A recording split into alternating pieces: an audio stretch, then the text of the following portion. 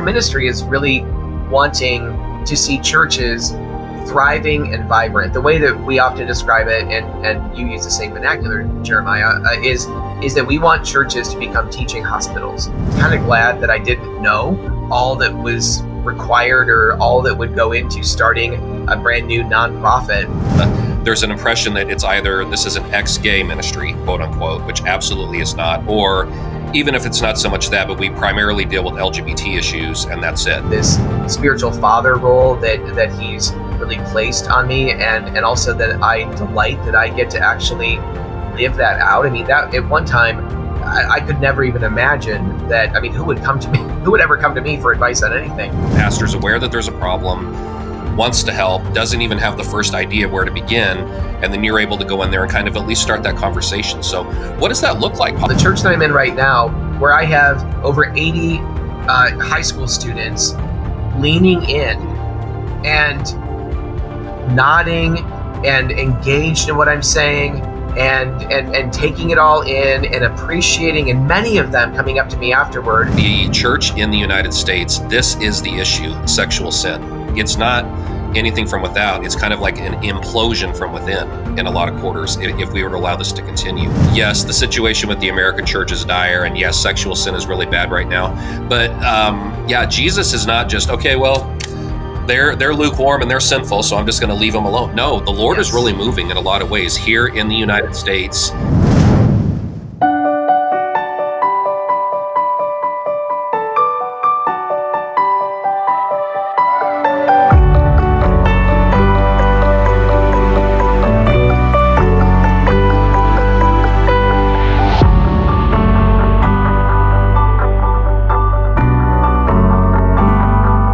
Hey friends, we are so glad that you're with us for another episode of the Love and Truth Network podcast. And if you're tuning in through Love and Truth Network, welcome. If you're tuning in through a connection to Transforming Congregations, we're so glad that you're here as well.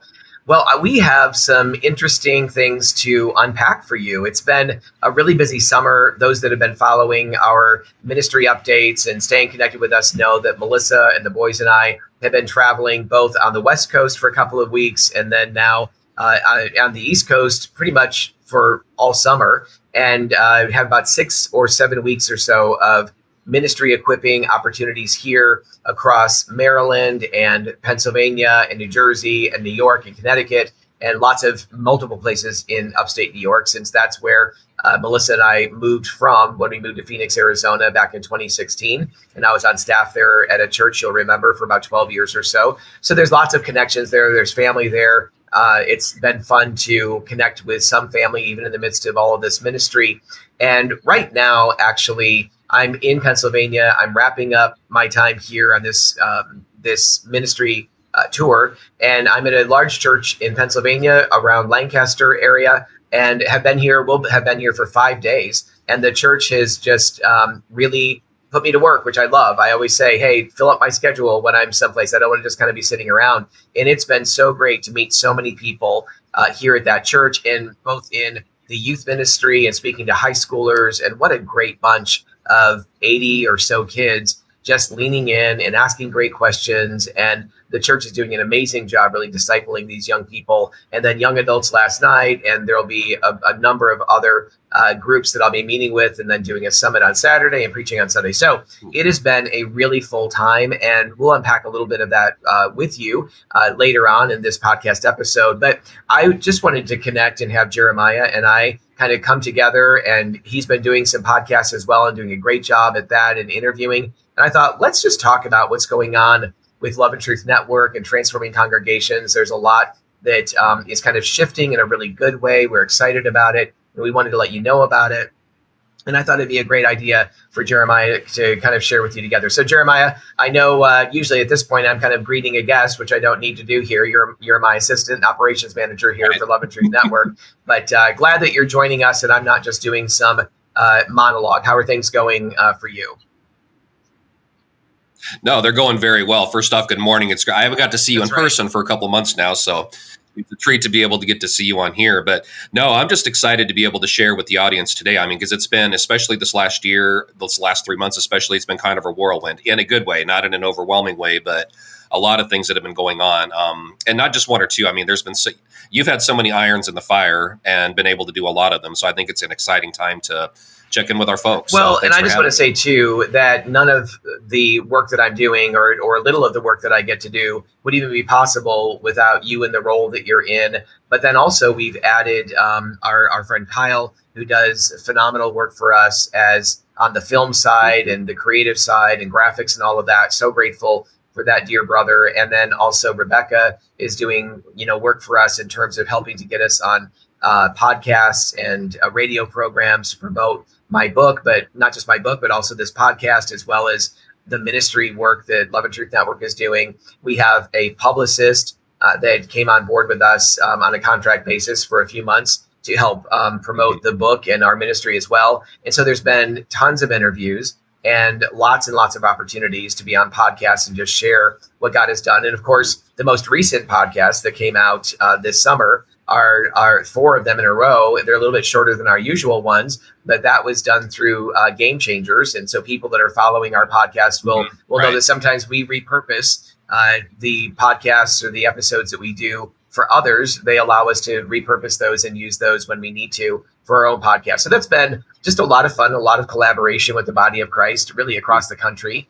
And of course, when Melissa and the boys and I do come back to the Northeast, usually the boys and I drive across country and we just get to see and connect with churches along the way. We get to connect with families and individuals along the way. It's just been such an amazing thing to do that. And very rarely now do I stay in hotels. We're almost always staying with people that we've grown to love and care about our ministry. Wow. And it's just been a great opportunity to let people know, again, what we're doing, but have these touch points all around the country, and those just continue to grow, and we're just incredibly grateful for that.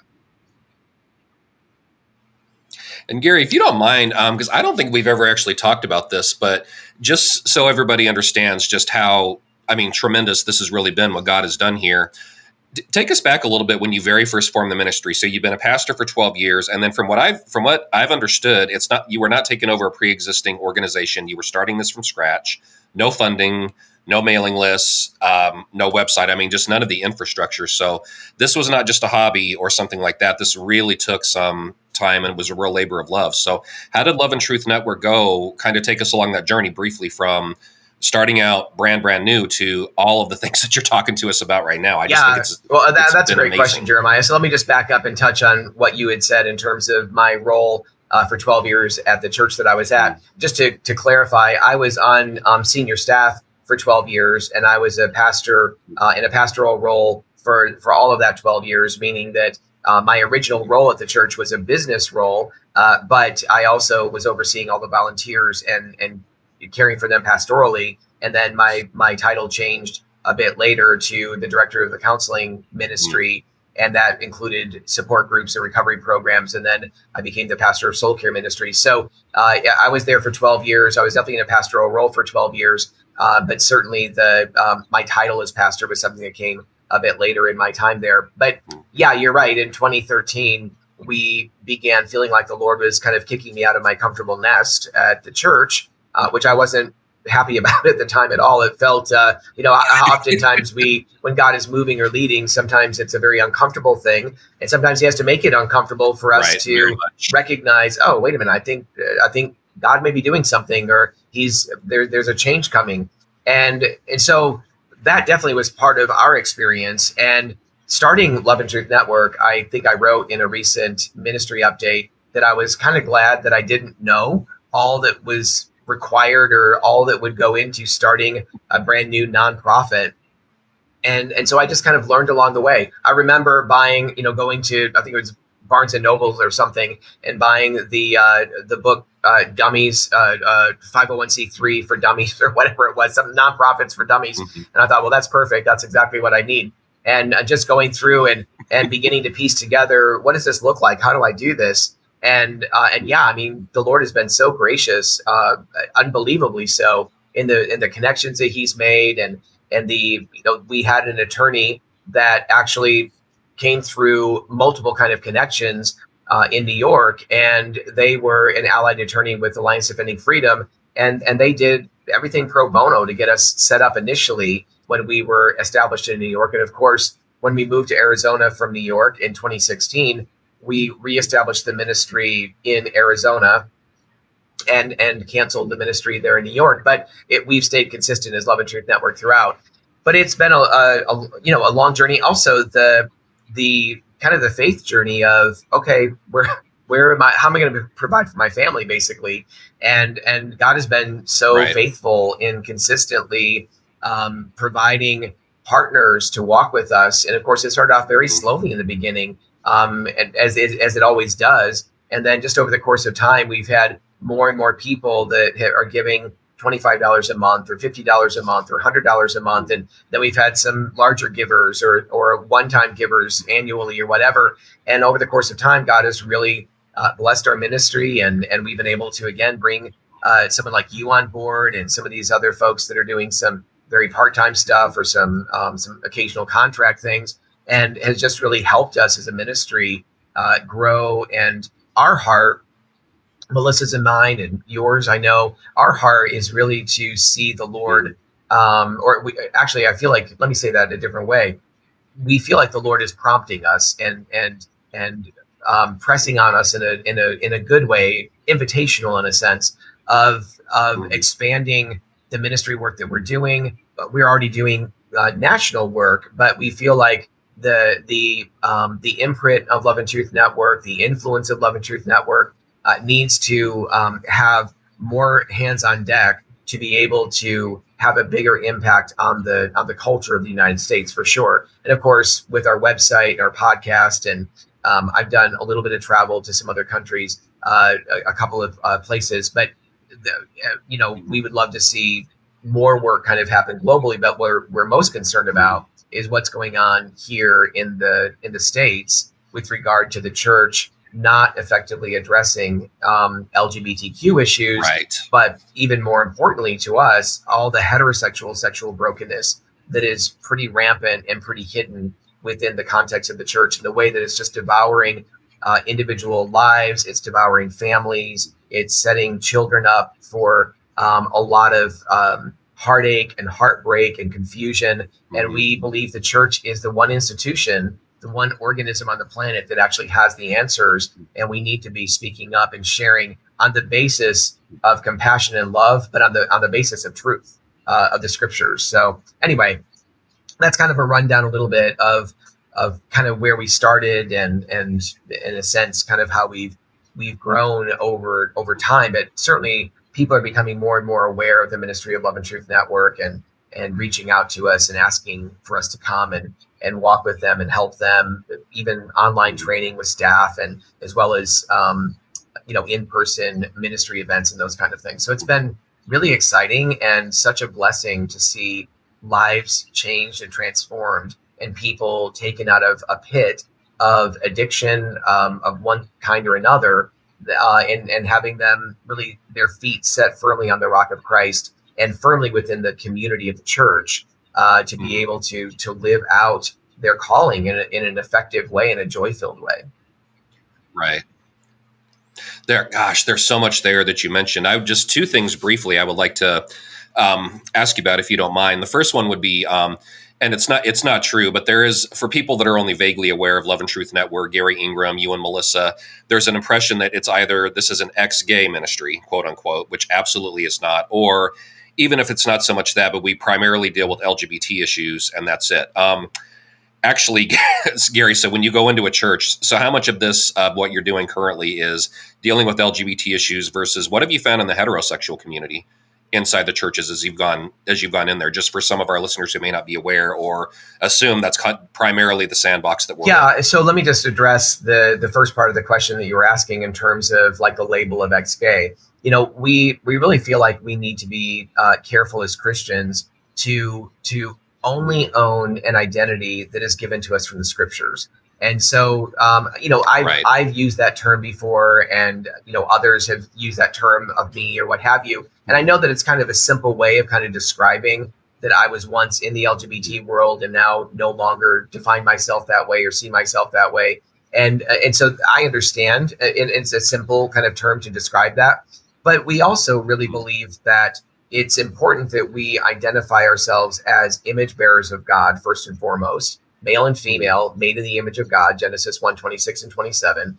And then secondarily, that I am simply a son of the Most High God, and there's all kinds of other things that I'm involved in. I'm a husband to Melissa. I'm a father to my boys. I run this ministry, Love and Truth Network. There's lots of things that I do, and things that are very, very meaningful to me. Most importantly, my relationship with Jesus, but also right underneath of that, my relationship to Melissa, my relationship as a father to my boys, but also even the calling that God has put on my life, and also the calling that I've seen you live out too. Is this I'm a bit older than you, and this spiritual father role that He's really placed on me, and also that I delight that I get to actually live that out. I mean, that at one time I could never even imagine that. I mean, who would ever come to me for advice on anything? But really, just the Lord has done that work, and you being an older brother in the best sense of not the elder brother of the prodigal son, but an older brother that really walks alongside of other brothers wrestling and struggling. And you've been a huge asset with the program that we've been running for 20 years, Melissa and I, called Living Waters, and you've been a big part of that team. We have some other amazing leaders helping in all of that. But coming back to your question, so I just want to summarize and say, I think that the ways that we label ourselves and the ways that we label others, or that we just kind of shy away from labels entirely, except for those that are really true of us scripturally. Again, sons and daughters of God, right. Image bearers of God. So that's what I want to focus on mostly. But when it comes to what our ministry is about, you're right. A lot of people assume that because of my background in the LGBT world, Melissa's background in that world a bit too. She had several long-term relationships with guys, and was actually engaged to be married to one of those guys when she eventually broke that off, and then got involved with a woman. So she wasn't in that space as long as I was, but it was a powerful experience for her, and definitely really triggered same-sex attraction. And she felt like, oh, this is what I've been looking for my whole life. So because of our background, a lot of people, if they hear anything about it or they check out our website, they assume that all we're coming to do is talk about LGBT issues. And they're quite surprised when we get there. But the first thing we begin to talk about and unpack is the reality of all of the heterosexual sexual brokenness in the church, every church, unless that church, the reality of sexual brokenness is true in any church. But where it's really devastating is that most churches, the vast majority of churches, I would say, anecdotally speaking, have no idea of the underbelly of the cancer that is running through their church in this area of sexual brokenness, amongst youth, amongst men, certainly also even amongst women, in terms of pornography, adultery, and sex before marriage, fornication. All of that is going on under the surface and hidden within the church. And so the churches that are really effective, we believe, and the churches that we want to both work with, but then also encourage other churches to become, are those churches that are recognizing this is a huge issue. This is robbing the church of vitality. It's one of the reasons the church is so poorly regarded, even in the culture. And it's one of the reasons we are so powerless as a church body, generally speaking. You can attribute that to maybe a number of things, but sexual immorality is absolutely one of the biggest reasons for that. So, yeah. And so we're addressing that before we ever get to LGBT issues. And then the other piece that's so critical that we are talking about throughout our entire ministry weekend, every single event, is we're talking about heterosexual sexual brokenness, as I said, but we're also talking about the fact that we're broken in relationship and we're made whole in relationship, that we are, that so much of sexual acting out for Christians who know that this is not biblical, that know that their lifestyle or what they keep engaging in or indulging in or pornography use or whatever, that this does not align with the scriptures. They know this, they hate what they're doing, but they keep going back to it again. And we believe that one of the biggest reasons for that is, yes, sexual sin has an appeal. It has a pull on our lives for sure. We have a sin bent toward that many times. But what makes it really difficult is that our relationships in the church in the U.S. and some other parts of the world. I think there's other places that are doing far better, but the relationships are so tepid. The relationships are so minuscule, and Right. we're not really functioning as family together. We're not really functioning as ones who have this overflow of relationship, this overflow of being loved, being fully known, fully loved, really encouraging, as Hebrews chapter 3, encouraging one another day after day, as long as it's still called today. Very few Christians experience the dynamic of that in any meaningful kind of way. And so in our emotional, relational deprivations that often have set into us from childhood and just compiled one upon the other, sexual immorality becomes a very powerful counterfeit for escape, for self-soothing, and for comfort. And so those are the things that we're talking about when we are ministering in churches. And yes, but those same things, those underlying issues, feed into heterosexual brokenness, just like they feed into LGBTQ sin and identity confusion as well. So we're trying to address the entire gamut, and that seems to really be resonating with the churches that we're talking to. Yeah, I would, because I wanted to ask you about that as well. One of the things that I love about Love and Truth Network specifically, because I mean, there's some ministries out there that do an excellent job in terms of helping individual people dealing with sexual and relational brokenness of whatever variety. That's wonderful. But Love and Truth Network and Transforming Congregations, the main thrust, you do some individual work, but the main thrust of it is actually equipping pastors, church leaders, church leadership teams. That's important just by itself, but also it's not just about sounding the alarm and, okay, well, here's all the problems and here's all the stuff going on inside the churches, and then stopping there. You really come in with solutions, and this is what we at least need to start. These are some things to do. It's not just, we're not going to just sit and point out all the problems and bemoan this, pastors. Let's work together and actually start a culture of change inside your church.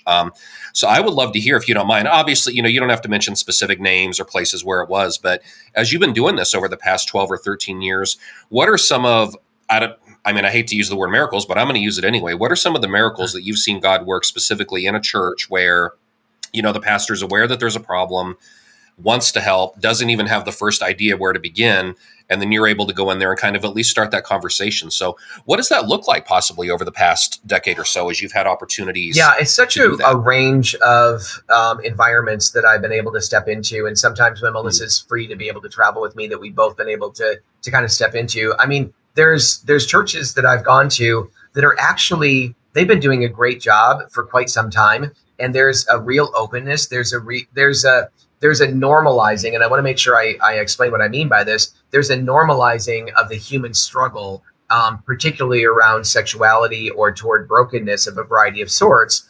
But when I say normalizing, someone might hear that and think, oh, you just want to normalize sin or you want to accommodate sin. That's not true at all. But when we can't even talk about what we're really wrestling with and what we're really going through because of shame or pride or fear, or because there's just kind of an unspoken rule within the church that we all kind of know inherently, we've grown up with or whatever. We just kind of know inherently, we just don't talk about this stuff. No one talks about this stuff. Well, that stifles real healing and real change. And so we do sometimes come to churches that are already doing a great job in that, but that's rare. Far more often, churches want to do well. They're looking for great programs, and that's important. But they many times what the church isn't realizing is we're looking for great programs, but actually our environment is so broken because no one trusts anyone. I mean, we trust to a certain level, but we're missing the depth of what we could actually have in the body of Christ by building that trust, by learning how to address the issue of gossip and a lack of confidentiality and the way that God hates that kind of behavior in the church, and focusing on when I say normalizing again, that look, these are issues that men deal with. These are issues that many women deal with when it comes to sexual brokenness. And men and women are both sexual beings. I think there's a way in which women bear, an equal or greater capacity toward emotional connectedness. And some men bear that ability or that longing as well, that's a bit more emotionally connected. Right. But we're all sexual beings, and none of us know how to steward that really well. Like, we know if we've grown up in a church that speaks truth and we've read our Bibles, we know a lot of the things we're not supposed to do, but we don't understand anything about the whys. We don't understand much about the hows. And we also don't understand that it's not just the avoidance of sin, as I think purity culture years ago kind of emphasized. Someone just said to me just recently, and I hear this all the time. Every time I travel, I hear something along these lines that those that they were referring to themselves growing up in kind of the purity culture, I guess dating goodbye kind of season of the church, that when they finally did get married, they felt almost dirty having sex on their honeymoon and moving forward, because it had been so ingrained in them. Don't, rather than, you know what, it's not, yes, we do need to abstain, but the way we abstain effectively is to turn towards something.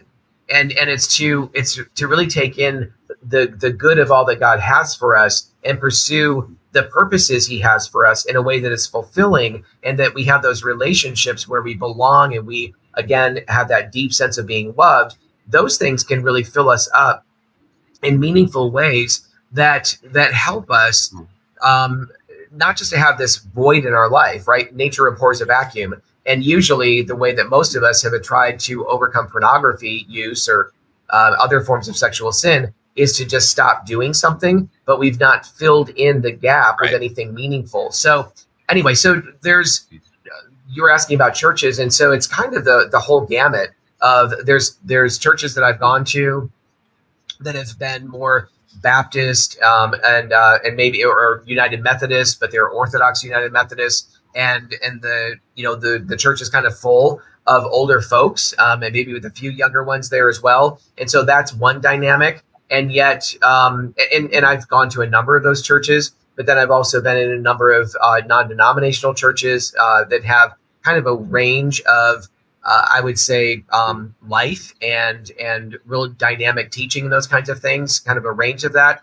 And then I've been in some churches that tend more toward the Pentecostal side, charismatic side. And so, but this issue of sexuality is an issue in every church. It doesn't matter what the denomination is. It doesn't matter how effectively they're dealing with it. There's always room and opportunity to continue to grow and excel beyond, where we are as a church body. And that actually, I mentioned the United Methodist Church, and I just want to share with our listeners or viewers that there are some really exciting things happening right now. And if you've been following our ministry updates, and the last one that was just released a few days ago, that one of the things that we're working on is I've been the part-time director for a ministry called Transforming Congregations. And I've been doing that alongside of my full-time role as the executive director for Love and Truth Network. And the reason that I even took on being the part-time director for, I'll just call it TC, for Transforming Congregations, is the reason I took that on is because I could run TC identically pretty much to Love and Truth Network. But the focus of it was within the United Methodist Church. And the beauty of TC, one of the beauties, there's lots of things about it that are wonderful, is TC has been around for 35 going on 40 years. And so there's a lot of depth and kind of richness in the several decades of ministry that's happened within TC. And of course, TC has seen all kinds of, those that have been a part of TC have seen all kinds of brokenness within the United Methodist Church. Again, everything from wonderful, solid, biblical, Orthodox churches that are alive and vibrant and really pursuing Jesus and wanting to fulfill the call of Scripture and the Lord's purposes for them, to where their pendulum swings in totally the opposite direction. And you've got pastors that are, involved in same-sex marriages, that are trying to lead their churches, and very pro LGBTQ and pro just kind of license of all kinds of sin. It's sexually permissive in every way. And of course, that opens the door to, usually in those cases also, there's a real devaluing of the Scriptures and kind of treating it like, well, it's kind of a nice book. We'll take the application out of it. But certainly the people that wrote it weren't just, we all know that the men that wrote the Scriptures were men that were, sinful and had their own issues, but yet they were inspired by the Holy Spirit to write the Scriptures. And usually, though, in these churches that have a watered down gospel, have a confusion or a revisionist history, let's say, around LGBTQ from the Bible, they don't even believe that Jesus is the only way to the Father. So there's many things that have broken apart within the United Methodist Church. And as you rightly said in one of the the updates that you gave, or a statement that you wrote that I'd read recently. One of the reasons that this is such a big deal, of course it would be anyway, but one of the reasons is because the United Methodist Church is the second largest denomination, was the second largest denomination under the Southern Baptist churches or conventions. So, so what's happened is 2 years ago, finally, this battle over human sexuality and many other things has been going on for 40 years within the UMC.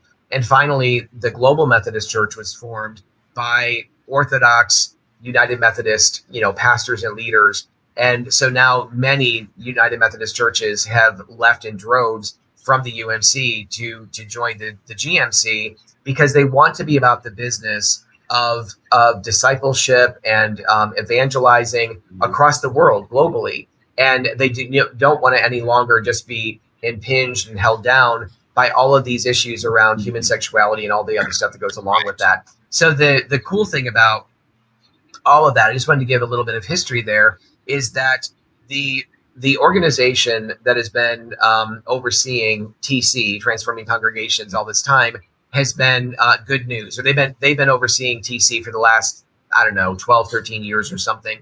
And prior to that, TC had been its own 501c3. But what's happened now is that Good News is winding down, because they were a very powerful and important renewal ministry within the United Methodist Church. Mm-hmm. And they've been a part, along with many other renewal ministries, in really nurturing the Orthodox Church to this point of being able to form the Global Methodist Church. And so a lot of what they sought to do has been fulfilled in what's happened with the GMC now. Mm-hmm. And so they're winding down, but TC is not winding down. TC is winding up, if anything. Mm-hmm. And so I'm delighted that the two, our ministry board for Love and Truth Network, as well as the Good News board, has agreed to have TC move from Good News to be under Love and Truth Network. And so that's really exciting. I love the fact that we have all of those decades of knowledge and history with TC coming and being a genuine part of Love and Truth Network. And we want to keep, if we can, right. I mean, not just if we can, our intention and what we're doing right now is setting up an area within Love and Truth Network where people who have been giving to Good News, people who have been giving to United Methodist causes, those who have a real heart for seeing ministry happen, not only in the UMC, not only in the GMC, but also in many other Wesleyan Methodist denominations, the Nazarene Church, for example, Free Methodist Church. There's all kinds of denominations that could really benefit from what TC has been sharing and preaching and teaching all of these decades. Mm. And so TC is going to focus more within the Wesleyan and Methodist denominations, certainly emphasizing the UMC and GMC.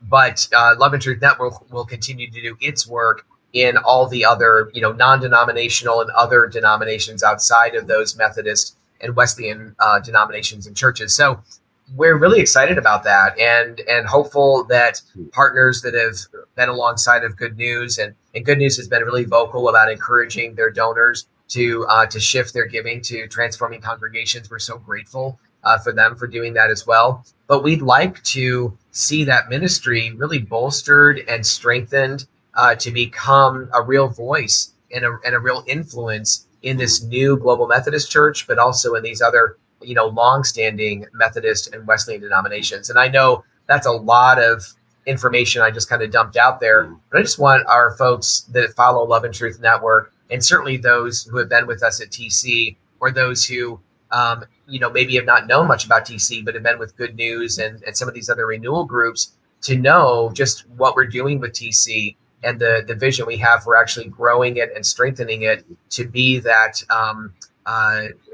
really an instrument in God's hands for speaking truth, but doing it in a way that's really loving and gracious and inviting.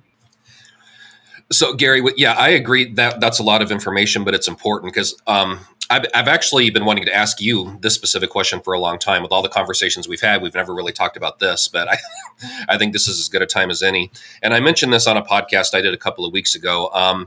My personal conviction, and this is just me, and that's why I'm saying I would love to hear your thoughts on this. Now, not with, so Jesus is doing amazing things in places like China, the churches, the Christian churches there, the Muslim world. I'm hearing so much about that, India, places like that. But specifically for the church in America, the United States, we've got some issues. There's lukewarm for the most part. There's a lot of materialism. There's a lot of stuff. And then we have, some of the stuff like the ACLU, for example, or hostile state governments. Okay, those things are real. Those things are happening. What I believe, though, is the church in the United States, this is the issue, sexual sin. It's not anything from outside. We could withstand that. We could survive that and overcome that. The issue right now is sexual sin within the churches. It's not anything from without. It's kind of like an implosion from within in a lot of quarters if we were to allow this to continue. And speaking of the Methodist Church, that's kind of, I guess, a test tube study, for want of a better term, of when this is kind of allowed to happen. So the work that Love and Truth Network does, the Transforming Congregations does, and I'm not just saying this because I work here. I mean, this is the thing that pastors and church leadership teams, and also, quite frankly, individuals that attend churches need to be willing to face and attack head on, because I personally believe that, God forbid, if the church in the United States were to fall, it's not going to come from outside forces. It's going to be because of this specific issue. And to clarify, I'm not just saying LGBT issues. Obviously, that's a big part of that, but the deeper, I guess, rot of sexual sin. That's what I've thought for a long time, but you have a much bigger perch than I do with the work that you've done all across the United States. So what do you think of that? I mean, am I completely off base here, or No. what do you think in terms of sexual sin being the issue, at least for I America? think you're spot on. Right. And I was listening to the podcast that you did with Sarah, and this is where you brought that question up. And of course, and you said, I'm speaking for myself here. I'm not speaking for the ministry or for Garry. But then when you said it, I'm like, yeah, you're speaking for me, because I agree with what you're saying there. It really is true. And as you were asking that question, I was looking down. It wasn't that I wasn't paying attention. I was listening to what you're saying, but I also was thinking about a very important book that's just been written. But before I mention that book, I want to just back up and say, I think that when I listen to you share, one of the authors that immediately comes to mind is Eric Metaxas and his book of A Letter to the American Church. And he really nails this when it comes to how the church has become lukewarm. He addresses it, I think, in more not only in political terms at all, but there's a bit of that slant to it for sure, and appropriately so.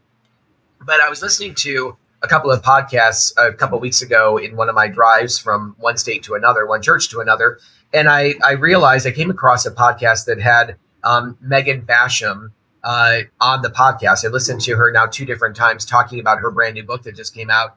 And, and a number of pastors are kind of lighting their hair on fire over frustration about the book. But the name of her book is called Shepherds for Sale. And the subtitle of it is how evangelical leaders traded the truth for a leftist agenda. And so, but as I listened to her talk about this book and unpack it, I downloaded it, but I've not listened to the whole thing yet. But as I listened to her talk about this, I'm like, this is exactly this compromise that sometimes it starts with sexual sin or it starts someplace else, but it always comes back to sexual sin, identity confusion, especially in the culture and the waters that we're living, swimming in. And so those are 2 important books that I would encourage our listeners or viewers to get and read if they haven't done that already. And just to recognize how the churches, and I was just talking with the pastor about this last night, the churches that I see as I travel the country and speak and teach, or Melissa and I do, are the churches that are really vibrant. Like, for example, the church that I'm in right now, where I have over 80 high school students leaning in and nodding and engaged in what I'm saying and taking it all in and appreciating, and many of them coming up to me afterward, not caring who's looking at them, coming up to me afterward and just saying, I really appreciate you sharing about this because we don't hear enough about this in church. I mean, we're talking about 16, 17, 18-year-olds and youth leaders sharing all of this. Now, I've been in other settings in church where you have a dozen, high school students, and the topics we talk about are difficult, and for high school students or students to really process and all that. I know it's not in a sense of fun conversation, but my point in what I'm saying here is the church that I've been speaking at, where I had that kind of engagement, and we've had that before, but those churches are doing incredible work of tilling the ground on a regular basis, weekly, and more often than that, preparing their young people for the real challenges in the real world that they are living in, and calling them to repentance, calling them to really surrender their lives to Jesus at early ages and to live out a truly vibrant faith, not just some, make-believe caricature of what Christianity is, or to just be churchy kind of kids in front of their parents, or, in the church and then living like hell outside of that. So I'm just impressed by your question, to just highlight the churches that are actually doing good work are really preparing their folks for these hard conversations, and they're engaging in these conversations already. But then they'll bring someone like me and Melissa or you, or bring us in to share our stories and to really speak from the scriptures around these issues. And people, even young people, are drinking it in and understanding the life-giving truth that that God's word provides, and is just as relevant today as it has ever been. And, Gary, on that note, there's something else that I feel like is very important to kind of address head on here as well.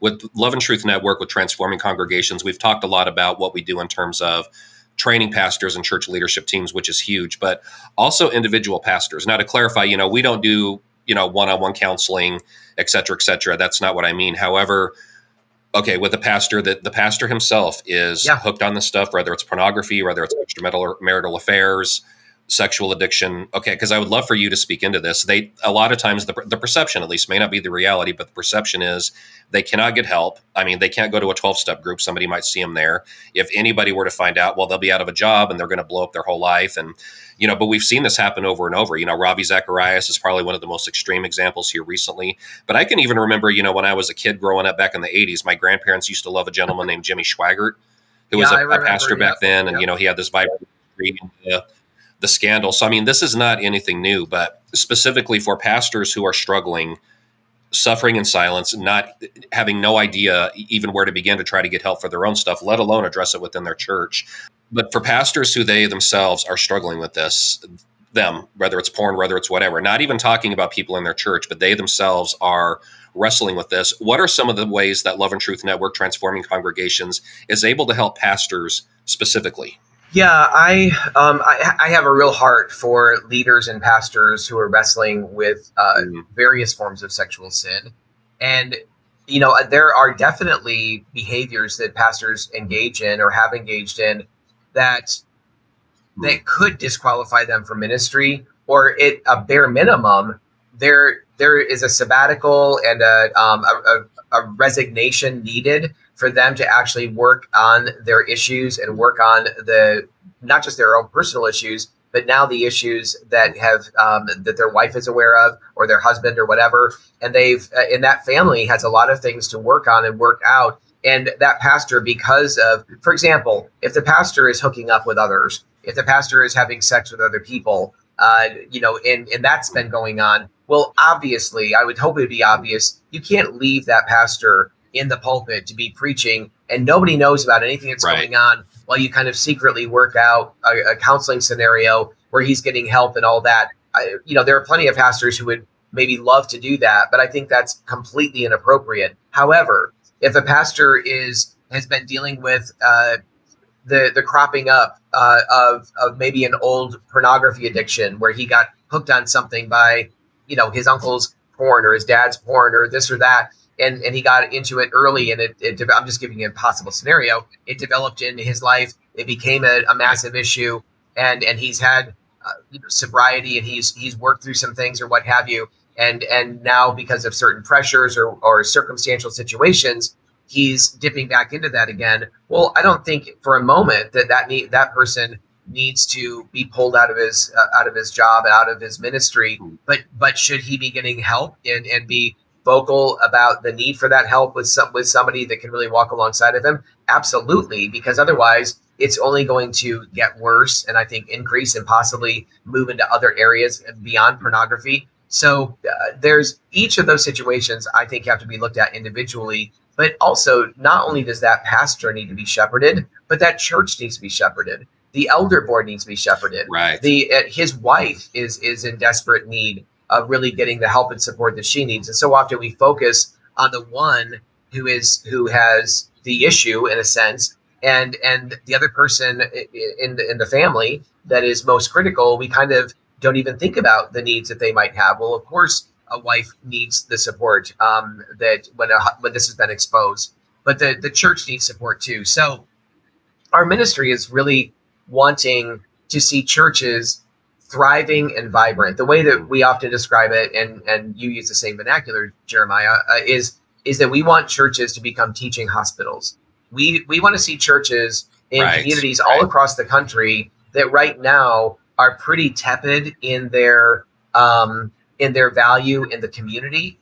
We want to see these churches become frontline ministries, frontline in the culture, not in an aggressive, nasty kind of way, but rather, you know what? Yeah, there's a war going on all around us, but we're the MASH unit. We're the ones that are going to be the first responders to help people who are getting blown apart by all kinds of sexual sin and identity confusion and all this stuff. We're going to be the frontline folks that are going to be helping, and we've been equipped enough. We don't have PhDs in human sexuality. We don't know of every possible scenario that's going to come our way, but we have been ministered to ourselves by the grace and power of Jesus, and we've been ministered to by community within the church. We've learned to trust. We've learned to open up. We've learned the value of that, and we have been trained up enough that we can turn and give that back to others in need. And we believe that the church in this generation, the churches that are going to be the most relevant are going to be those kinds of churches that are prepared and equipped to deal with these issues, but also to deal with these issues, not just in a truth-based way, but to deal with them with confidence and joy, knowing that the scriptures are good news. The gospel is good news to the LGBTQ identified person or struggler, as well as to those outside of that that are struggling with sexual sin. The gospel and the scriptures are good news, and there is a power that can come to us through that. But as I say everywhere I go, that verses like James 5:16, verses like 1 John 1:7, verses like Hebrews 3 that I talked about, I think I mentioned it earlier, but these verses that talk about community, we so often want to get alone with God in our prayer closet. And sometimes our prayer closet is our car, right, or whatever. Right. But we want to get alone with God, pour out our sins and repent, and that's good.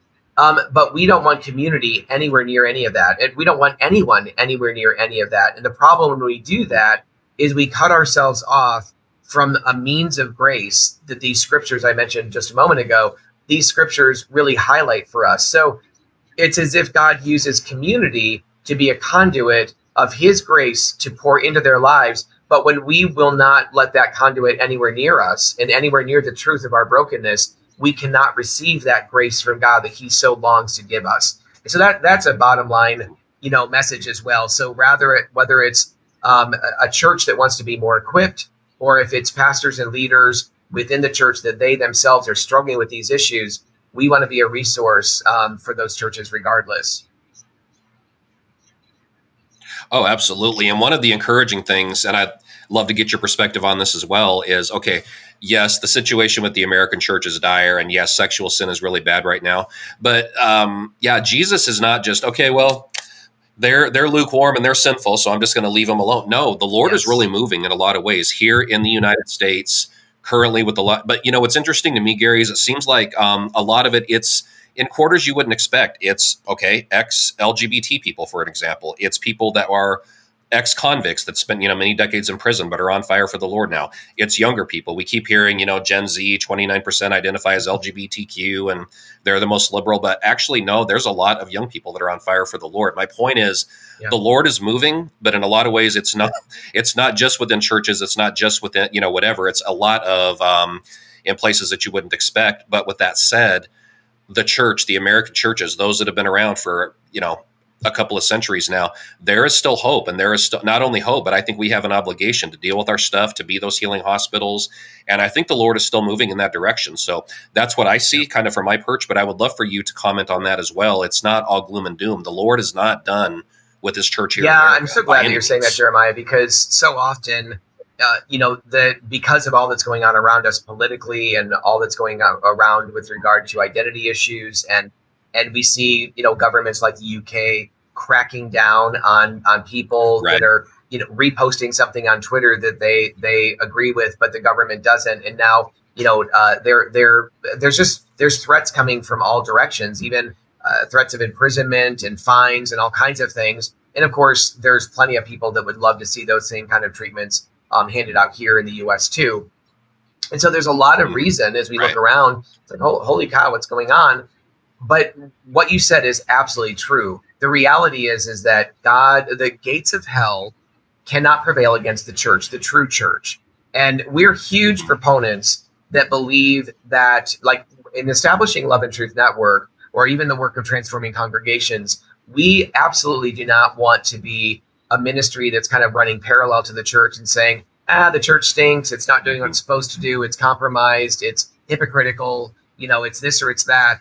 But so come on over here and we'll minister to you. No, we want to be a part of the solution because we believe biblically that the church is God's plan A for the world. Now, the church can look different. It might be house churches. It may be Bible study groups that form. It may be, a church building where a lot of things are happening in, but that church, that the body of believers becomes really vibrant in their ministry amongst themselves, and that spills out into the community all around them in meaningful ways and practical ways that don't just minister the plan of salvation or evangelize, but they do that through the context of meeting real needs, like James talks about, giving people the clothing they need, the food they need, and really ministering in that way too. So, yeah, I mean, we're all about the church and love the church, but we do know that there's a lot of brokenness that needs to be made whole. And I know that I've been a part of the brokenness of the church. I've been part of the hypocrisy of the church in the past. I've been a part of the compromise and the double living and all of that. And so I've been a part of all that junk, but now we really want to be a part of the solution and a part of blessing and walking alongside the church to see the church really thrive in its calling that Jesus left us when he ascended, of going and making disciples of all nations, right? So, but you're absolutely right. There is a huge hope and a joy in doing what we get to do. Only God could have turned my life around. Apart from him, and I know a lot of people say this, and I think you agree. I mean, I should have been dead a long time ago.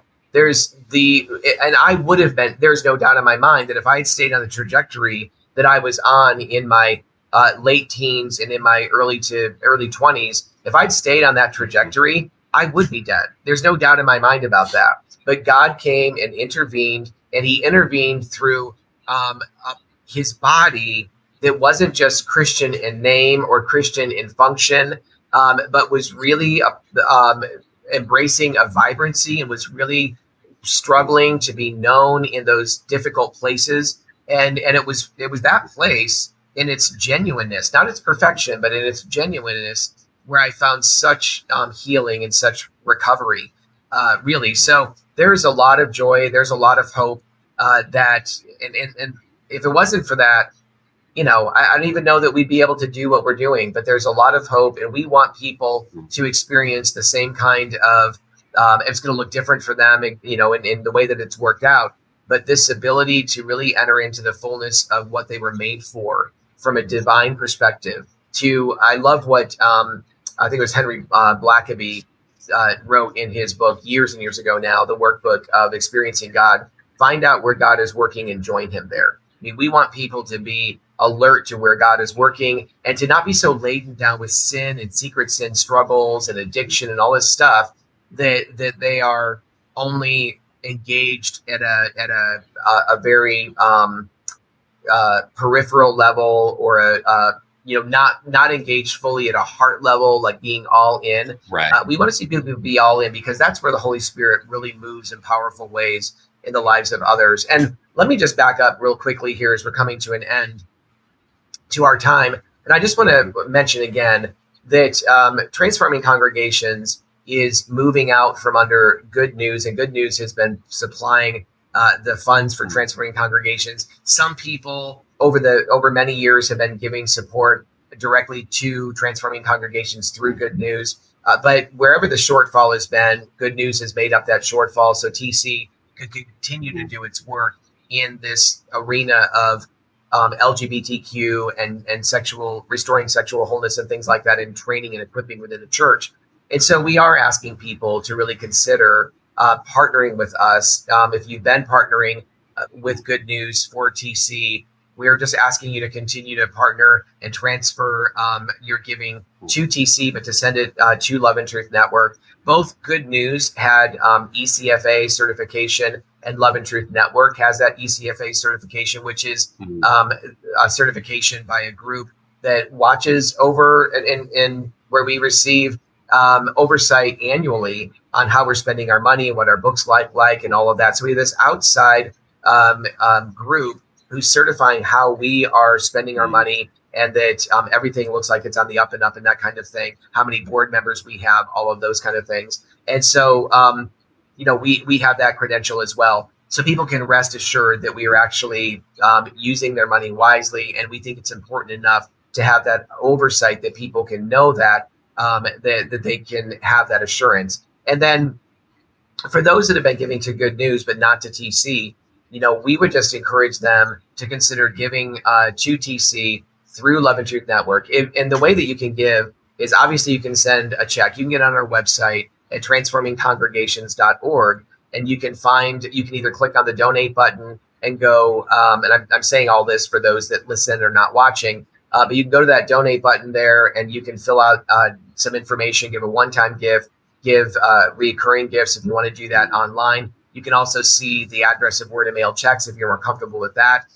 Also for TC, if you'd like to get on our newsletter update, our ministry update, which we send out a ministry update about every 2 months. And there will be some other things kind of scattered around in there, some other updates or information that might come out, or a quick video on something. But really our main updates come out twice a month.